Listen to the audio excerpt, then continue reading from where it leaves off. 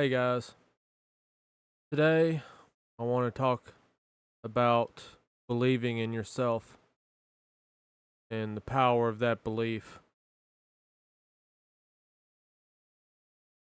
Specifically, and this is for everyone, obviously, but I want to talk about someone who is an artist and is perhaps having a difficult time clearing a boundary right now. Uh, and when I say artist, I don't just mean painter or musician. Anyone who does something that creatively expresses himself is an artist. Right now, you may be experiencing a block or maybe experiencing a malaise where you don't feel as if any sort of creativity is flowing through you and your opportunity to grow has ceased. I want you to know that artist or not, whoever you are,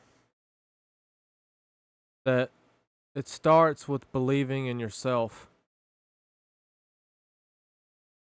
The people around you, most people anyway, cannot believe in you because they vibrate with your own energy.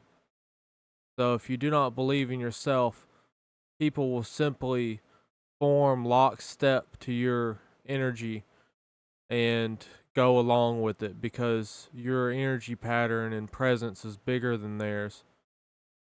It's very vague and wide what I just said, but I think you know what I mean. The Bible tells us that we're born with the spirit of happiness and bravery and strength, not of malaise or sadness.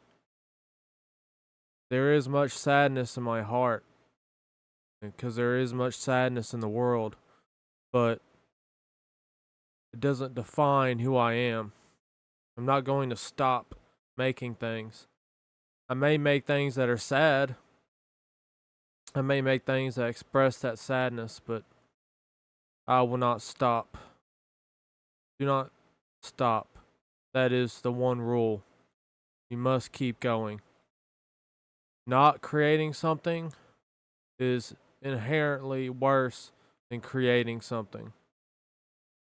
If you're stopping to let things build up, like I do, I'll quickly explain the process of how I make my videos. So, typically, I start preparing a couple of hours before. Even though the video, I sit down and I do it right away. I don't write anything beforehand typically. Typically, sometimes I do. But typically it comes directly off the top of my head.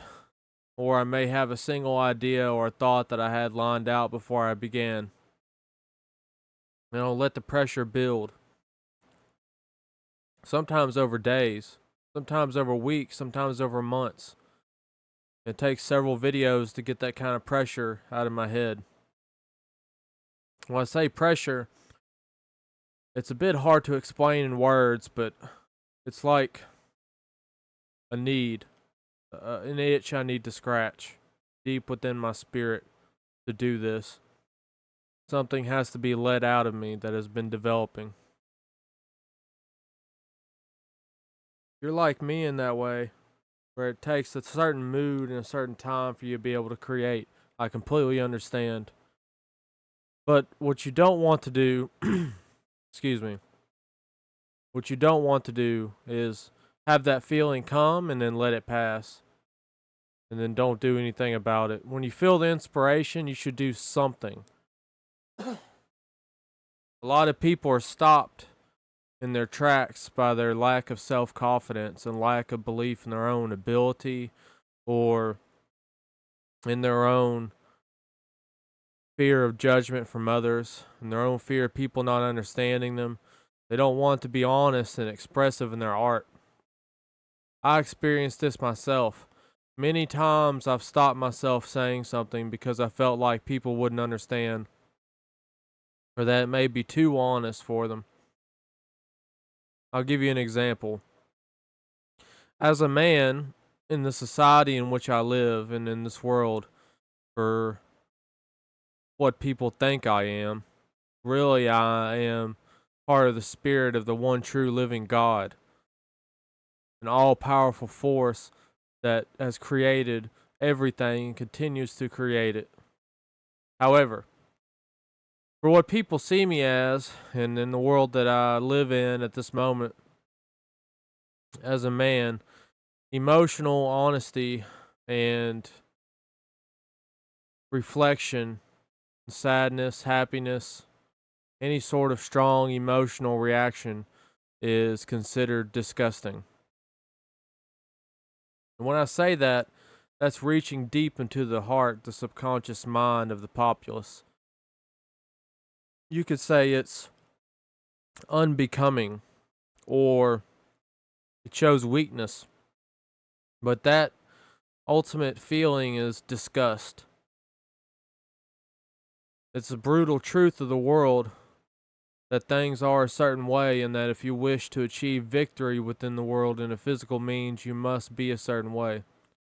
So if you do desire worldly things, and that is what you truly want, and I'm not saying you should or should not do that, just understand that you're going to have to play by certain rules. And just like that, in God's world and in God's eyes, you must also play by certain rules. The only difference is, to me at least, it feels like following the world's rules is like following some sort of inverted, evil, bastardized version of God's law that makes me sick to my stomach.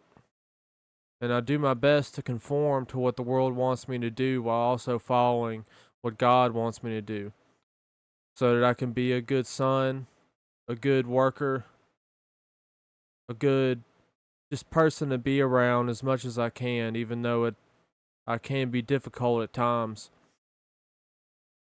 But all of that does not constitute what I really am. And the art and my purpose is where I show that.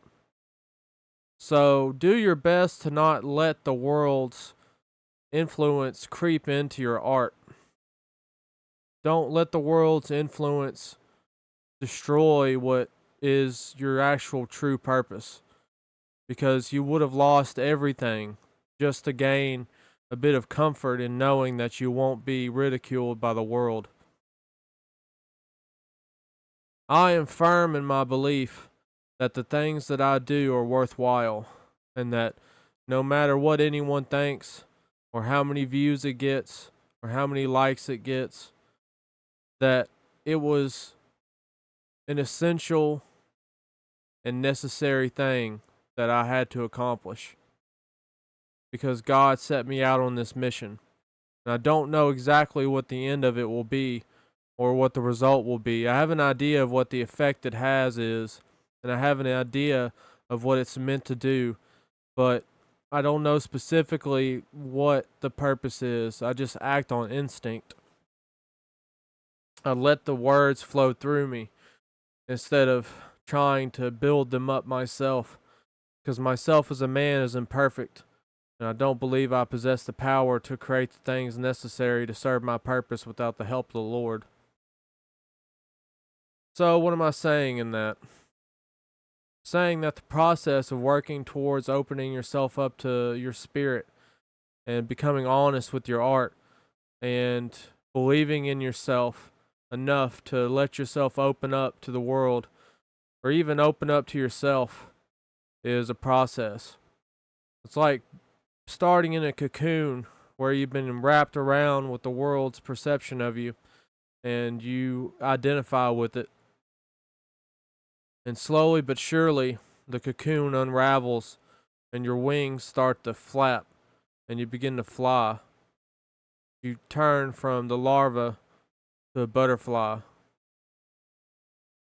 Once you are stationary and trapped within a deep, dark womb, a matrix that is comforting but also a prison. And once you begin to be honest with yourself and be honest with God, and you become to understand your relationship with the world and what it is that you're here to do, you sprout your wings and you fly, because knowing your purpose is freedom. It allows you to live your life in such a way that it possesses meaning and that every single thing that you do works towards that meaning. And you're happy then. You're not happy in a way that a man eating a cheeseburger is, or happy in a way that a person who just won the lottery is, but you're happy in the way that God was when he saw his prophets serving the earth, or happy in the way that Christ was when he saw people following him and listening to his word and understanding. It's a happiness that's not necessarily like a giddiness or a euphoria, although it can be at times. It's like a deep-seated satisfaction, like a rightness with the world. That things finally are the way that they're meant to be, and nothing can really match that. The spiritual happiness. And even though, like I said, sadness and gloom and hate and destruction is certainly a part of everyone's lives, and it's perfectly okay to express that in art. Just make sure that underneath it all, you don't let the feelings overtake your motivation to put it out. You're feeling hate right now, be hateful in your art. Make it so. So what, you know? Just your feelings. It doesn't mean anything. It doesn't mean you're going to do something hateful. Just take that feeling and transmute it. You are an alchemist. Your lead is the world's information input, and the gold is the spiritual essence that you create from it. You take something that is worthless and you make it into gold. That is the philosopher's stone, the cornerstone, Jesus Christ, the Spirit of the one true living God. For alchemy is about taking two things and transmuting them into something that is greater than the sum of its parts. So you take the body and the spirit. You take those two things, living in a body and being a spirit, and you put them together, and you get something out of it that wasn't previously there, and that's greater than the two. I believe life, at least one of its purposes, is meant to draw out art through stimulation, through the pain and suffering and malaise of our existence. The contrast feeds into the blinding white light of our spiritual essence, and it creates color, and it creates vibrancy. It creates something worth living for, something worth dying for, something to care about, a reason to believe. Don't ever stop believing in yourself, no matter what other people say. Your belief alone is sufficient. Because if you believe it and you truly want it, then God is behind you.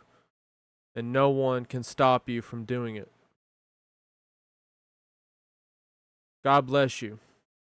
And if you are having a roadblock right now in your creation, I implore you right now to try and go create something. Do something. Anything. Just do it. God bless.